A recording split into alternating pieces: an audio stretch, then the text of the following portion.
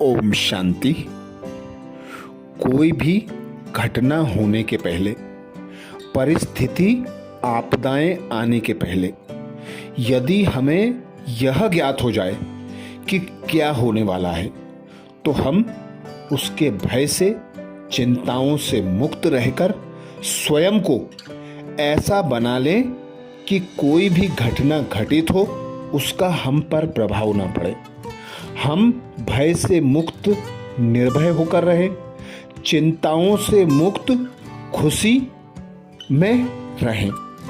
जैसा कि हम सभी जानते हैं, जो हुआ है अच्छा हुआ है, जो हो रहा है वह भी अच्छा हो रहा है, और जो होने वाला है वह और भी बहुत अच्छा होने वाला है।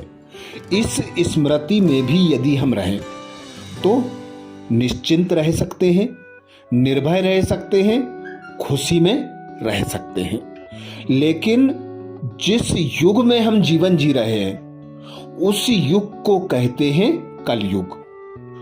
धोखे वाली घटनाएं यहां हर कदम पर होती हैं। धोखा देने वाले हर संबंध, संपर्क में आने वाले व्यक्ति को हम जान नहीं पाते।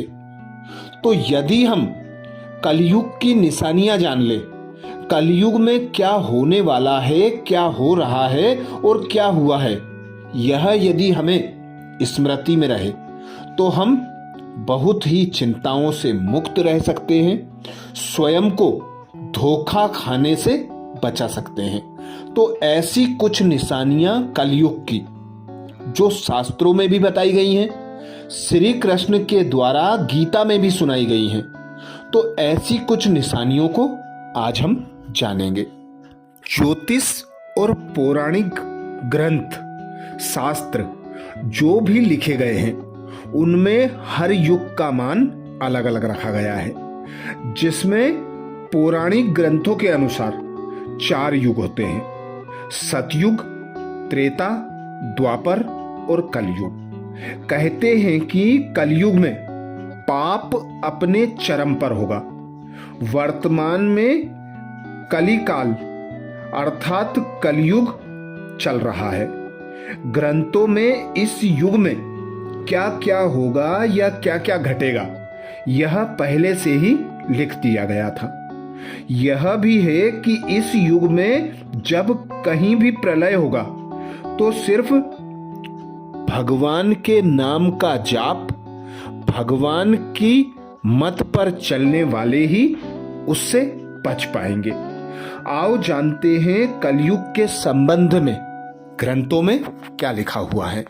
ग्रंथ और शास्त्र कहते हैं कि कलयुग में धर्म का नामो निशान नहीं होगा। धर्म अब पंगु बन गया है। इस युग में मनुष्य की औसतम लंबाई 5.5 फीट के समथिंग होगी। इस युग में धर्म का सिर्फ 1/4 अंश रह जाएगा। इस युग में पाप की मात्रा 15, विश्व अर्थात 75% होगी, जबकि पुण्य की मात्रा मात्र 5% अर्थात 25% तक सारे विश्व में होगी। लेकिन वर्तमान में देखा जा रहा है कि कलयुग अपने चरम पर है। यह जो 25% पुण्य की मात्रा बताई गई है, यह अब कहीं भी नजर नहीं आती। महज 5% ही पुण्य कहीं बचा होगा, जो देखने में भी नहीं आता। अब तो चारों तरफ हम देखते हैं पाप ही पाप नजर आता है। तो जानते हैं ऐसे कलयुग के बारे में कृष्ण ने क्या बातें बताई थी। तो श्री कृष्ण जी कहते कलयुग का वर्णन करते हुए कि कलयुग में ऐसे लोगों का राज्य होगा जो दोनों ओर से शोषण करेंगे, बोलेंगे कुछ और करेंगे कुछ, मन में कुछ और कर्म में कुछ और ही होगा। ऐसे ही लोगों का राज्य होगा। इसी प्रकार कलयुग में ऐसे लोग रहेंगे जो बड़े बड़े ज्ञानी और ध्यानी कहलाएंगे। वे ज्ञान की चर्चा तो करेंगे, लेकिन उनके आचरण में ज्ञान बिल्कुल नहीं होगा, राक्षसी अर्थात आसुरी आचरण वाले होंगे। बड़े पंडित और विद्वान कहलाएंगे, किंतु वे यही देखते रहेंगे कि कौन सा मनुष्य मरे और हमारे नाम से संपत्ति या पद कर जाए। श्री कृष्ण ने कहा था, कलयुग का मनुष्य शिशुपाल के समान हो जाएगा। कलयुग में बालकों के लिए ममता के कारण इतना करेगा कि उन्हें अपने विकास का अवसर ही नहीं मिलेगा। सब देखेंगे मोह माया में ही घर बर्बाद हो जाएंगे। किसी का बेटा घर छोड़कर साधु बनेगा तो हजारों व्यक्ति दर्शन करेंगे, किंतु यदि अपना बेटा साधु बनता होगा तो रोएंगे कि मेरे बेटे का क्या होगा। इतनी सारी ममता होगी कि उसे मोह माया और परिवार में ही बांधकर रखेंगे और उसका जीवन वहीं खत्म हो जाएगा। अंत में बेचारा अनाथ होकर मरेगा। श्री कृष्ण जी कहते, कलयुग में धनाढ्य लोग लड़के लड़की के विवाह में, मकान के उत्सव में, छोटे बड़े उत्सवों में तो लाखों रुपए खर्च कर देंगे, परंतु पड़ोस में ही यदि कोई भूखा प्यासा होगा तो यह नहीं देखेंगे कि उसका पेट भरा है या नहीं भरा, उसकी बिल्कुल मदद नहीं करेंगे। उनका अपना ही सगा भूख से मर जाएगा और वे देखते रहेंगे। दूसरी ओर मौज मदिरा, मांस भक्षण, सुंदरता और व्यसन में पैसे उड़ाते रहेंगे, किंतु किसी के दो आंसू पोंछने में उनकी रुचि नहीं होगी। कलयुग में मानव का मन नीचे ही गिरता जाएगा, उसका जीवन पतित होता जाएगा। काम क्रोध लोभ मोह के अहंकार वश वह पतित बनता ही चला जाएगा। यह पतित जीवन धन की शिलाओं से नहीं रुकेगा, ना ही सत्ता के वृक्षों से रुकेगा, किंतु हरि नाम के एक छोटे से पौधे से, हरि कीर्तन के एक छोटे से पौधे से मनुष्य जीवन का पतन होना रुक जाएगा। कलयुग का वर्णन शास्त्र और पुराणों के अनुसार हम जाने तो पुराण में लिखा है कि जो व्यक्ति संगठन या समाज वेद विरुद्ध आचरण कर भारत की धार्मिक और सांस्कृतिक एकता को खंडित करेगा, उसका आने वाले समय में समूल नाश हो जाएगा। पुराणकार मानते हैं कि जैसे जैसे कलयुग आगे बढ़ेगा, वैसे वैसे भारत की गद्दी पर वेद विरोधी लोगों का शासन होने लगेगा। ये ऐसे लोग होंगे जो जनता से झूठ बोलेंगे और अपने कृतकों द्वारा एक दूसरे की आलोचना करेंगे, और जिनका कोई धर्म नहीं होगा ये सभी विधर्मी होंगे। ये सभी मिलकर भारत को तोड़ेंगे और अंततः भारत को एक अराजक भूमि बनाकर छोड़ेंगे। ग्रंथ कहते हैं, ज्यों ज्यों घोर कलयुग आता जाएगा, त्यों त्यों सौराष्ट्र, अवंती, अधीर, सूर, अर्बुद और मालव देश के ब्राह्मणगण संस्कार शून्य हो जाएंगे तथा राजा लोग भी शूद्र तुल्य हो जाएंगे। अपनी तुच्छ बुद्धि को ही शाश्वत समझकर कुछ मूर्ख ईश्वर की तथा धर्म ग्रंथों की प्रामाणिकता मानने का दुस्साहस करेंगे। इसका अर्थ है उसके पास पाप जोर मार रहे हैं। शास्त्र और ग्रंथ कहते हैं, जब सभी वेदों को छोड़कर संस्कार तुल्य, जब सभी वेदों को छोड़कर संस्कार शून्य हो जाएंगे, तब सिंधु तट, चंद्रभान का तटवर्ती प्रदेश कोंतीपुरी और कश्मीर मंडल पर प्रायः शूद्रों का संस्कार, ब्रह्म तेज से हीन नाम मात्र द्विजों का और मलेच्छों का ही राज होगा। सबके सब राजा राजनेता आचार विचार में मलेच्छ प्रायः होंगे। वे सब एक समय में भिन्न भिन्न प्रांतों में राज करेंगे। ये सबके सब परले सिरे के झूठे, अधार्मिक और स्वल्प दान करने वाले होंगे। छोटी बातों को लेकर ही ये क्रोध के मारे आग बबूला हो जाएंगे। ये दुष्ट लोग स्त्री, बच्चों, गायों और ब्राह्मणों को मारने में भी नहीं हिचकेंगे। दूसरे की स्त्री और धन हथिया लेने में ये सदा उत्सुक रहेंगे। ना तो इन्हें बढ़ते देर लगेगी, ना घटते देर लगेगी। इनकी शक्ति और आयु थोड़ी होगी। राजा के वेश में ये मलेच्छ ही होंगे। ये लूट खसोट कर अपनी प्रजा का खून चूसेंगे। जब ऐसा शासन होगा तो देश की प्रजा में भी वैसा ही स्वभाव, संस्कार, आचरण, भाषण की वृद्धि हो जाएगी।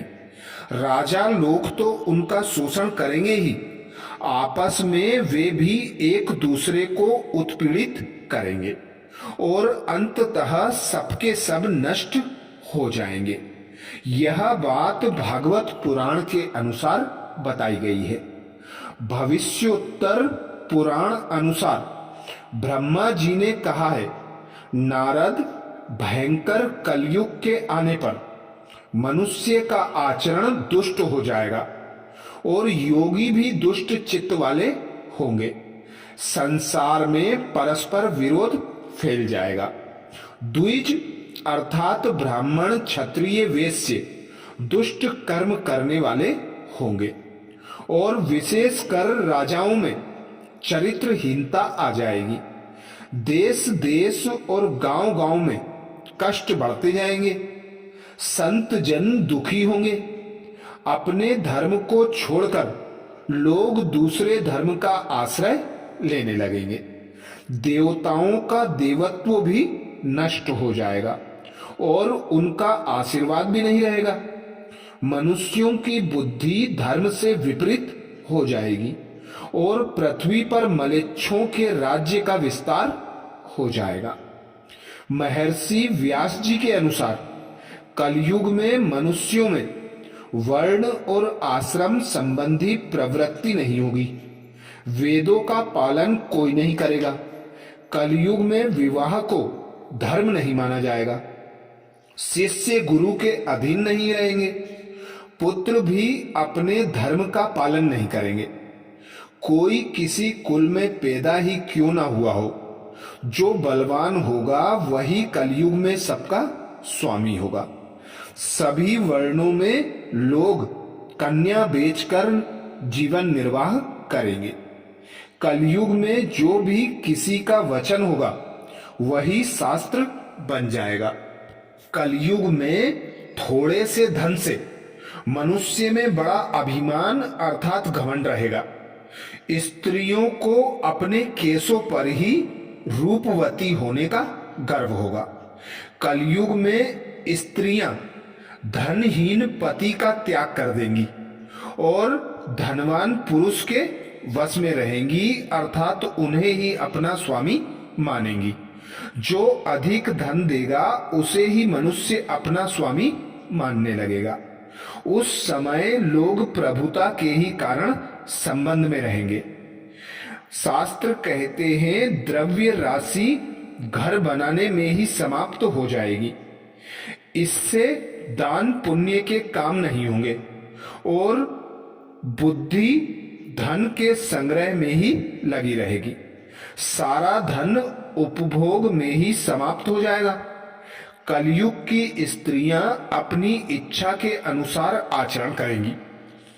हाव भाव विलास में ही उनका मन लगेगा। अन्याय और धन पैदा करने वाले पुरुषों में ही उनकी आसक्ति रहेगी। कलयुग में सब लोग सदा सबके लिए समानता का दावा करेंगे। कलयुग की प्रजा बाढ़ और सूखे के भय से व्याकुल रहेगी। सबके नेत्र आकाश की ओर लगे रहेंगे। वर्षा न होने से मनुष्य तपस्वी लोगों की तरह फल मूल व पत्ते खाकर और कितने ही आत्मघात कर लेंगे। कलयुग में सदा अकाल ही पड़ता रहेगा। सब लोग हमेशा किसी न किसी कलेशों में घिरे रहेंगे। किसी किसी तो थोड़ा सुख भी मिल जाएगा, किसी किसी को तो थोड़ा सुख भी मिलेगा। सब लोग बिना स्नान करे ही भोजन करेंगे। देव पूजा, अतिथि सत्कार, श्राद्ध और तर्पण की क्रिया कोई नहीं करेगा। कलयुग की स्त्रियां लोभी, नाटी, अधिक खाने वाली और मंद भाग्य वाली होंगी। गुरुजनों और पति की आज्ञा का पालन नहीं करेंगी तथा पर्दे के भीतर भी नहीं रहेंगी। अपना ही पेट पालेंगी, क्रोध से भरी रहेंगी। देह सुधि की ओर ध्यान नहीं देंगी तथा असत्य और कटु वचन बोलेंगी। इतना ही नहीं, वे दुराचारी पुरुषों से मिलने की अभिलाषा करेंगी। ब्रह्मचारी लोग वेदों में कहे गए व्रत का पालन किए बिना ही वेदाध्यापन करेंगे। गृहस्थ पुरुष ना तो हवन करेंगे, ना ही सत्य पात्र को उचित दान देंगे। वनों में रहने वाले वन के कंद मूल आदि से निर्वाह न कर ग्रामीण आहार का संग्रह करेंगे और सन्यासी भी मित्र आदि के स्नेह बंधन में बंधे रहेंगे। कलयुग आने पर राजा प्रजा की रक्षा न करके बल्कि कर के बहाने प्रजा के ही धन का अपहरण करेंगे। अधम मनुष्य संस्कारहीन होते हुए भी पाखंड का सहारा लेकर लोगों को ठगने का काम करेंगे। उस समय पाखंड की अधिकता और अधर्म की वृद्धि होने से लोगों की आयु कम होती चली जाएगी। उस समय 5, 6 अथवा 7 वर्ष की स्त्री और 8, 9 या 10 वर्ष के पुरुषों से ही संतान होने लगेगी। घोर कलयुग आने पर मनुष्य 20 वर्ष तक भी जीवित नहीं रहेंगे। उस समस्त लोग मंद बुद्धि, व्यर्थ के चिन्हों धारण करने वाले, पूरी सोच वाले होंगे। उस समय लोग मंद बुद्धि, व्यर्थ के चिन्ह धारण करने वाले, बुरी सोच वाले होंगे। लोग ऋण चुकाए बिना ही हड़प लेंगे तथा जिसका शास्त्र में कहीं विधान नहीं है, ऐसे यज्ञों का अनुष्ठान करेंगे। मनुष्य अपने को ही पंडित समझेंगे और बिना प्रमाण के ही सब कार्य करेंगे। तारों की ज्योति फीकी पड़ती जाएगी। 10 दिशाएं विपरीत होंगी। पुत्र पिता को तथा बहुएं सास को काम करने भेजेंगी। कलयुग में समय के साथ साथ मनुष्य वर्तमान पर विश्वास करने वाले, शास्त्र ज्ञान से रहित, दंभी और अज्ञानी होंगे। जब जगत के लोग सर्वभक्षी हो जाएंगे, स्वयं ही आत्मरक्षा के लिए विवश हो तथा राजा उनकी रक्षा करने में असमर्थ हो जाएंगे, तब मनुष्यों में क्रोध लोभ की अधिकता हो जाएगी। कलयुग के अंत के समय बड़े बड़े भयंकर युद्ध होंगे। भारी वर्षा, प्रचंड आंधी और जोरों की गर्मी पड़ेगी। लोग खेती काट लेंगे, कपड़े चुरा लेंगे, पानी पीने का सामान और पेटियां भी चुरा लेंगे जाएंगे। चोर अपने ही जैसे चोरों की संपत्ति चुराने लगेंगे। हत्यारों की भी हत्या होने लगेगी चोरों से। चोरों का नाश हो जाने के कारण जनता का कल्याण होगा। युगांत काल में मनुष्यों की आयु अधिक से अधिक 30 वर्ष की हो जाएगी। मनुष्य की औसत आयु 20 वर्ष ही रह जाएगी। 5 वर्ष की उम्र में स्त्री गर्भवती हो जाया करेगी। 16 वर्ष में लोग वृद्ध हो जाया करेंगे और 20 वर्ष में मृत्यु की प्राप्ति हो जाएगी। इंसान का शरीर घटकर बोना हो जाएगा। ब्रह्म वैवर्त पुराण में बताया गया है कि कलयुग में ऐसा समय भी आएगा जब इंसान की उम्र बहुत कम रह जाएगी, युवावस्था समाप्त हो जाएगी। कली के प्रभाव से प्राणियों के शरीर छोटे छोटे, क्षीण और रोगग्रस्त होने लगेंगे।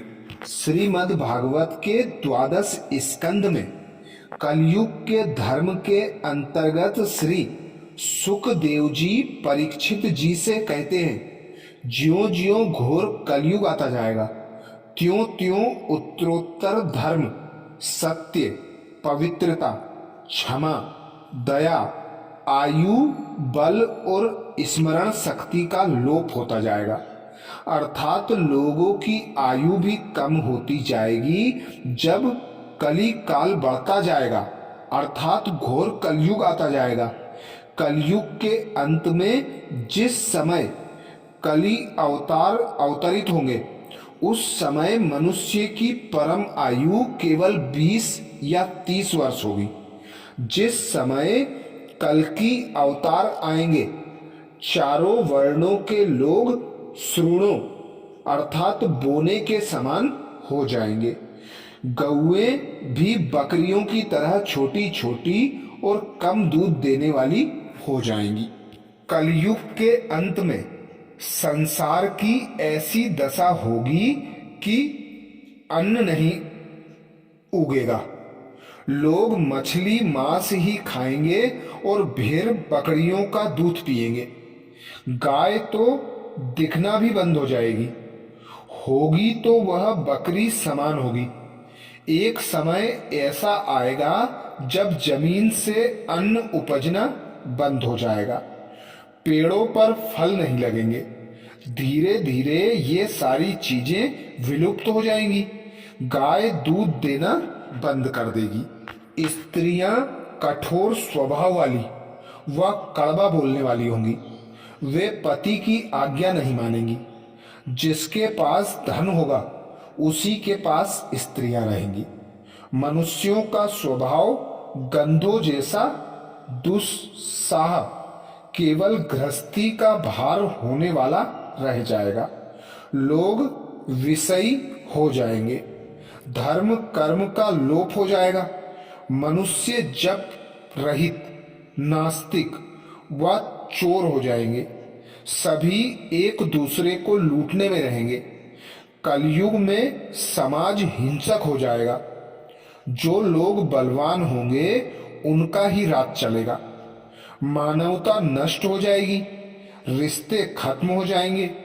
एक भाई दूसरे भाई का ही शत्रु हो जाएगा।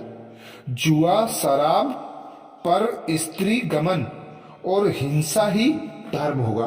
पुत्र पितृवध कृत्वा पिता पुत्रवधम तथा निरुद्धेगो वृहदादि न निंदा मुप्लाप्स्यते